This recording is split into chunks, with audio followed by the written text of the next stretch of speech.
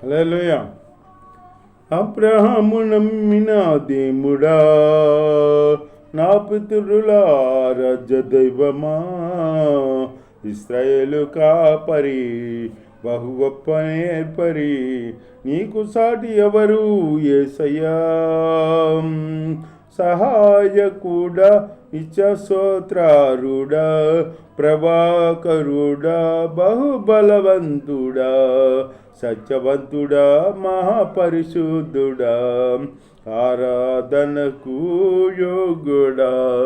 అబ్రహాము నమ్మిన దేవుడా, నా పితరుల ఆరాధ్య దైవమా, ఇశ్రాయేలు కాపరి, బహు గొప్ప నేర్పరి, నీకు సాటి ఎవరు యేసయ్యా. సహాయకుడా, నిత్యస్తోత్రారుడా, ప్రభాకరుడా, బహుబలవంతుడా, సత్యవంతుడా, మహాపరిశుద్ధుడా, ఆరాధనకు యోగ్యుడా. సాత్వికముతో దీర్ఘశాంతముతో విసుకక నా ఎడల వాత్సల్యము చూపి, సాత్వికముతో దీర్ఘశాంతముతో విసుకక నా ఎడల వాత్సల్యము చూపి, ఒంటరిగా నన్ను ఎన్నడు విడువక, వేదనలో నన్ను దాటి వెళ్ళక, ఒంటరిగా నన్ను ఎన్నడు విడవక, వేదనలో నన్ను దాటి వెళ్ళక, తల్లి వలే వడిలో లాలించువాడవు, తీరని నీరణము వివరింపనా తరమా, తల్లి వలే వడిలో లాలించువాడవు, తీరని నీ రుణము వివరింపతరమా. అబ్రహాము నమ్మిన దేవుడా, నా పితరుల ఆరాధ్య దైవమా, ఇశ్రాయేలు కాపరి, బహు గొప్ప నేర్పరి, నీకు సాటి ఎవరు యేసయ్యా. సహాయకుడా, నిత్యస్తోత్రారుడా, ప్రభాకరుడా, బహుబలవంతుడా, సత్యవంతుడా, మహాపరిశుద్ధుడా, ఆరాధనకు యోగుడా. అబ్రహాము నమ్మిన దేవుడా, నా పితరుల ఆరాధ్య దైవమా. హల్లెలూయా. దేవుడి స్తోత్రం. దేవుని మాట్లాడదాం. మీ అందరికి స్తోత్రం. దేవుని స్తోత్రం. మీ అందరికి వందనాలు. దేవుని మాట్లాడదాం కుసేపు సరదాగా అంతము. ఆదికాండంలో అబ్రహాము భార్య అయిన శారాయి అతనికి పిల్లలు కనలేదు. ఆమెకు ఆగరు అను ఐగుప్తిరాలైన దాసి ఉండేను. అబ్రహాముకి శారా పిల్లలు కనలేదు కదా, అందుకనే ఐగుప్తిరాలని ఒక ఆవిడి ఉంది, ఆగరని దాసి. కాగా శారాయి, ఇదిగో నేను పిల్లలు కనకుండా యెహోవా చేసి ఉన్నాడు, యెహోవా చేసి ఉన్నాడు అంటుంది. చేసి ఉన్నాడు, నీవు దయచేసి నా దాసితో పొమ్ము, నా దాసితో పొమ్ము, ఒకవేళ ఆమె వలన నాకు సంతానము కలగవచ్చునని అబ్రాహాముతో చెప్పాను. అబ్రాహాము శారాయి మాట వినెను. శారాయి మాట విన్నాడంట అబ్రాహాము. శారా మాట విని అప్పుడు ఆగరు కలుసుకున్నప్పుడు, ఆగరుతో వెళ్ళినప్పుడు ఆగర గర్భవతి అయిందన్నమాట. దేవుడి స్తోత్రం.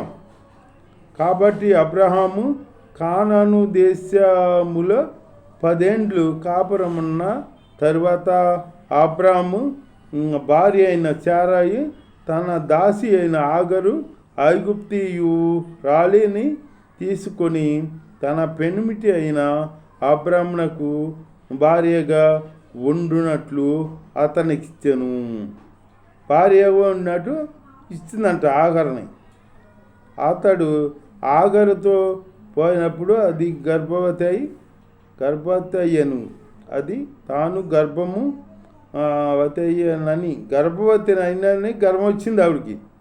గర్భవతి అయినప్పుడు గర్వం వచ్చిందన్నమాట. తెలుసుకున్నప్పుడు దాని యజమానురాలు దాని దృష్టికి నీసురాలయ్యాను. ఆవిడ గర్భవతి అయింది కదా, దాని యజమానురాలు ఆగరు దృష్టికి నీసురాలుగా కాపాడుతుంది. ఇంకా ఆవిడకి పిల్లలు లేరు కదా, ఈవిడికి గర్భఫలం వచ్చింది కదా, ఈవిడికి నీసురాలుగా కాపాడుతుంది.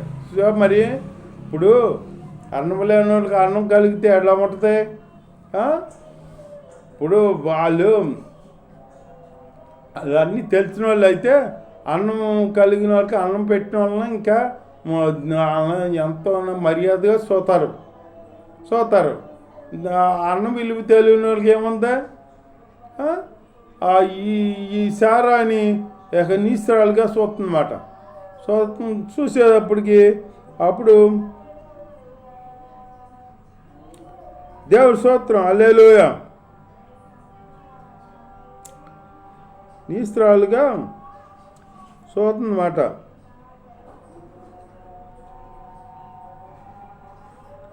అరిగి వండినట్లు ఇచ్చాను.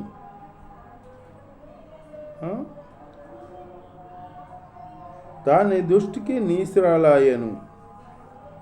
అప్పుడు శారాయి, నా ఉసురు నీకు తగులును,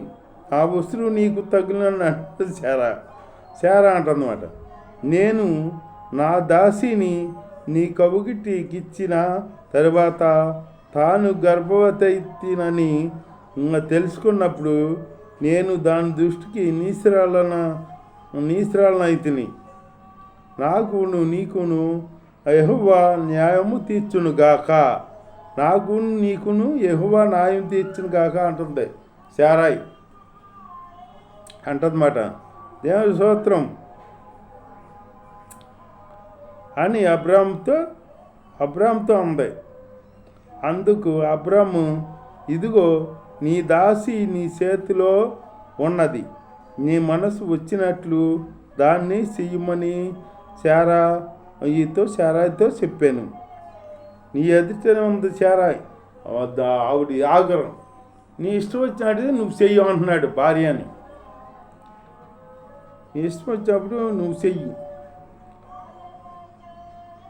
అంటే అప్పుడు శారాయి దాన్ని శ్రమ పెట్టినందున ఆమె వద్ద నుండి అది పారిపోగా యెహోవా దూత శ్రమ పెట్టిస్తుంది. ఇక ఎప్పుడేమో అన్నట్టుగా నీ ఎదుగుతుంది, నువ్వేమని చేస్తావు చేసుకో అంటే అప్పటి నుంచి శ్రమ పడుతుంది. ఆగరని శ్రమ పడుతుంటే ఆ శ్రమ తట్టుకోలేక పారిపోయిందన్నమాట. ఇంట్లోంచి పారిపోయింది. యెహోవా దూత అరణ్యంలో నీటి బుగ్గ వద్ద అనగా గారు మార్గములో బుగ్గ వద్ద ఆమెను కలుసుకుని, శారాయి దాసి అయిన ఆగరు, ఎక్కడ నుండి వచ్చితివి, ఎక్కడికి వెళ్ళుతున్నావని అడిగి, ఎక్కడ నుండి వచ్చితివి, ఎక్కడికి వెళ్తున్నావు అని అడిగింది దేవుడి దూత అని అడిగిందన్నమాట. అడిగినందున అది నా యజమానురాలైన శారా వద్ద నుండి పారిపోతున్నానని నేను.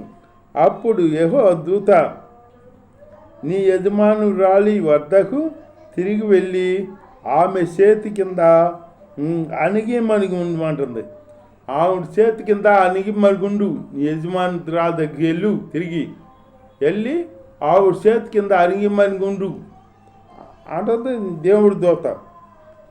దాంతో చెప్పాను, మరియు యెహోవా దూత నీ సంతానమును నిత్యముగా విస్తరింపచేసేదను. నీ సంతానమును విస్తరింపచేస్తాను. నువ్వు నేను చెప్పిన మాట నువ్వు చాలా దగ్గరికి వెళ్ళి అనుగుమని ఉండు అంటుంది దూత. దేవుడి స్తోత్రం, హల్లెలూయా. అది లెక్కింప వీలు లేనంతగా విస్తారమవునని దానితో చెప్పాను. మరియు యెహోవా దూత ఇదిగో యెహోవా నీ మొరను వినెను.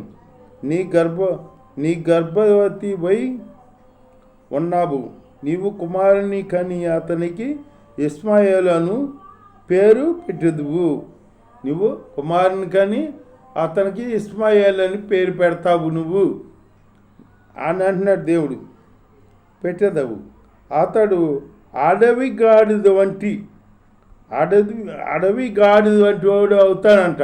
స్వభావం అంటే ఆయన శరీరం అడవి గాడిదలాగా ఉంటుంది.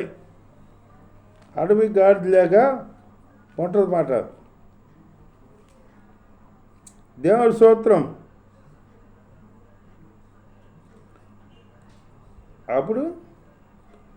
అప్పుడు వీళ్ళేనంత. మరియు యెహోవా దూత ఇదిగో యెహోవా నీ మొరను వినెను.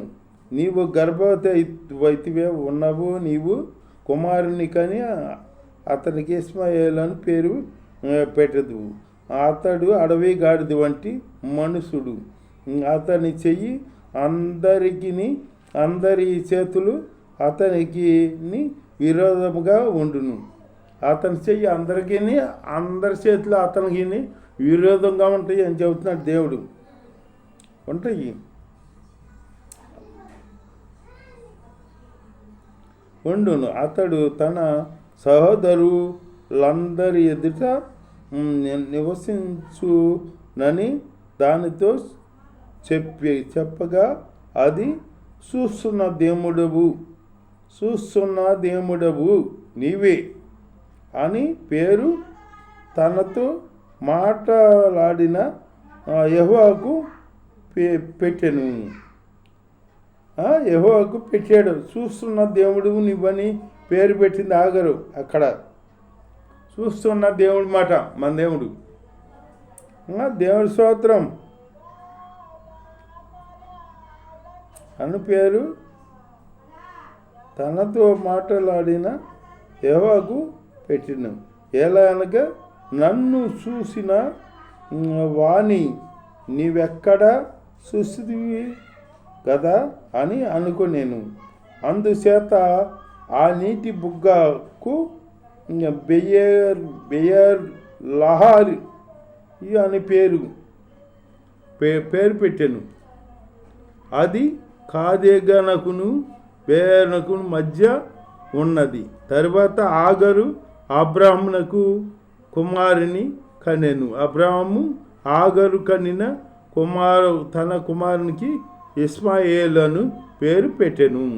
ఇష్మాయేలు అని పేరు పెట్టాడు అబ్రాహాము. అప్పుడు ఆగరు అబ్రాహామునకు ఇష్మాయేలును కన్నప్పుడు అబ్రాహాము